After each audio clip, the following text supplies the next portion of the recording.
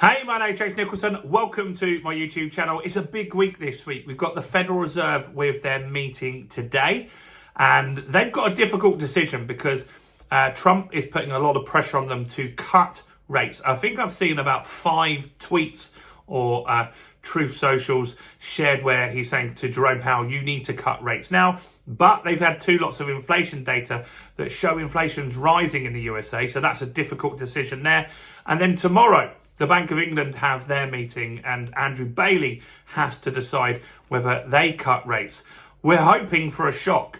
It's not looking likely that we'll get a cut. The markets expect about a 5% probability of that happening. Not only that, after all of this, it's now looking more likely that the Federal Reserve and the Bank of England could raise interest rates over the next few months due to the war, inflation, and all of these other concerns as well. So in this video, we're going to talk about the probabilities of cuts, what likelihood there are of interest rates going up, and what you can do to protect yourself. Now, if you're new around here and you haven't done before, do subscribe to the channel over there and hit that bell notification. Join over 50,000 subscribers who get all the latest house price news, interest rate news, property investing tips, and much, much more. And help me get some views on this video. Your part in that is simple. All you need to do is smash like, tickle like, do something to that like button. That really helps with the YouTube algorithm, and that really does help the channel grow. So thanks to everyone that does that. So, what a week. It is really a decisive week this week. And I will be listening to the minutes from the Federal Reserve, particularly today. The Federal Reserve, Jerome Powell, who is the head of the Federal Reserve, he has 2 meetings left. So this is his second to last meeting before he retires. And the Fed, they've got a new person that's taken over called Kevin Warsh. Interestingly, he's someone that Trump is appointing, as you'd expect.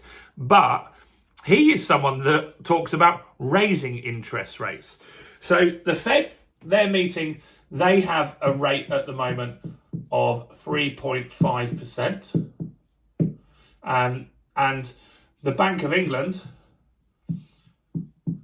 they sit at 3.75%. Now, the Bank of England, I think, has an easier job than the Fed because the Bank of England often just follows the Fed. That's a phrase that people use, follow the Fed. So, yeah, if they go down significantly, then we will, because we want to keep, if we don't follow the Fed, which sometimes they don't, but if you don't, then the currencies can have big fluctuations, and that can be good or bad for importers or exporters, depending on which way it goes. And so the Federal Reserve has their meeting today. There's no chance they're going to cut rates at all. It's just going to be held. It's going to be at 3.5%. But what we want to listen to is, what does Jerome Powell say? Because he is someone that will work in that job with the exact thing that he should be doing right until the last minute. And so he won't care who's taking over or what they want to do with it. He will be following the path that he feels is totally right. And it'll be interesting to see, as now he's getting towards the end of his term, as he's getting slagged off in the media constantly by Donald Trump, if when he's questioned by the media, he gives a few more honest responses on how he thinks everything is going. He'll be asked a lot about tariffs, how much inflation that's causing. He's definitely going to be asked about the Iran war and the oil spike and what that impact will have on inflation going forward as well. He might also be asked what he thinks his new person that will take over from him, Kevin, will do as well. So it's interesting when you look at Kevin Warsh's background. He is someone that is more likely and is more outspoken about increasing rates. So it's strange to me why Donald Trump has picked him. And if he holds interest rates in May, which he's going to have to do because inflation probably will be higher in America by the time he gets in May. If he holds rates, does Donald Trump instantly turn on him as well, or does he give him a few meetings to settle in? Let's see how that goes. So Bailey, Andrew Bailey will be doing the Bank of England meeting tomorrow. And again, we'll be listening to that press conference afterwards. They will be talking about the war. They'll be talking about oil and stuff like that and where they go. And what I want to listen to in that more so is what their expectations are for inflation. Because in November, which wasn't long ago, was it? In November, they were saying inflation would be high all of 2026, all the way till the end of 2026, and eventually we would get down to that 2%. Then in the last meeting, they changed it and said things have changed, and inflation is going to come crashing down. It's going to go below 2% by April, which is next month. Now, I still think inflation, when we get the next data, will drop because there's a big lag on that stuff. So it's old historic data that would have been before the war happened. So what we've got to keep an eye on, though, is these few things. So firstly, you want to keep a tab on the cost of oil if you want rates to go down. It's going up a lot, isn't it? Like 5% at the time of recording this. Just today, when I'm recording this now, it's $108 a barrel, which is crazy. Every day I drive past a petrol station and it's gone up. Unleaded fuel near me is now £1.47 a litre. That's not a motorway service, that's on a normal A road. Lots of other places are £1.44. These were below £1.30 only a short while ago. So oil prices will be hitting people. That's going to lead into inflation. So we want to see from both of these parties what they say their expectations are on inflation. Is this going to add 1% to inflation, 0.5% to inflation? If the war was to end next week, what happens then? Because Donald Trump in the news today is saying he might just leave it now. He might just leave Iran and let Europe fix the problem because they don't want to help him. And that's the problem we've got here. This war could go on for weeks, months, or years. It's normally a bit more predictable, though.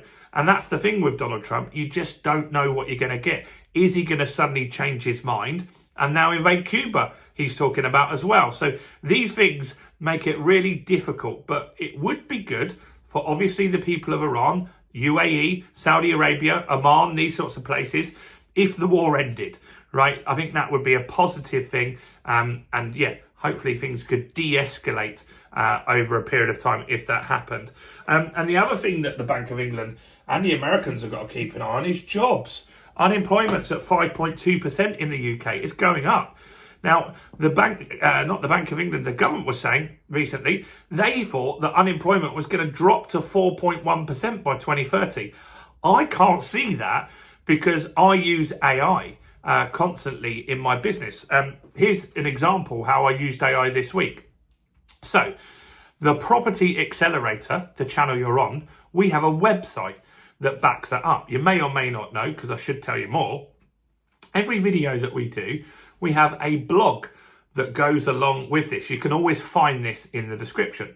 Now, the other day, my website was down. It had a problem. I know a lot about websites, but I didn't know how to fix this problem. I spoke to a few developers. They said they could fix it for $100, which is fine. That's not too bad. But they couldn't do it for a day. They were busy. So I went on a AI program called Claude. And I said to Claude, my website's stuffed.